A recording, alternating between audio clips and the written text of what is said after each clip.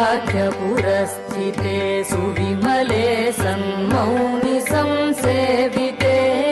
पीठे तां रविकोटिदीप्तिसहितां राराज्यमानां शिवां राजीवाक्षमुखामराचितपदां वन्दे सदा शारदाम् पीठे तां रविकोटिदीप्तिसहितां राराज्यमानां शिवां राजीवाक्षमुखामराचितपदां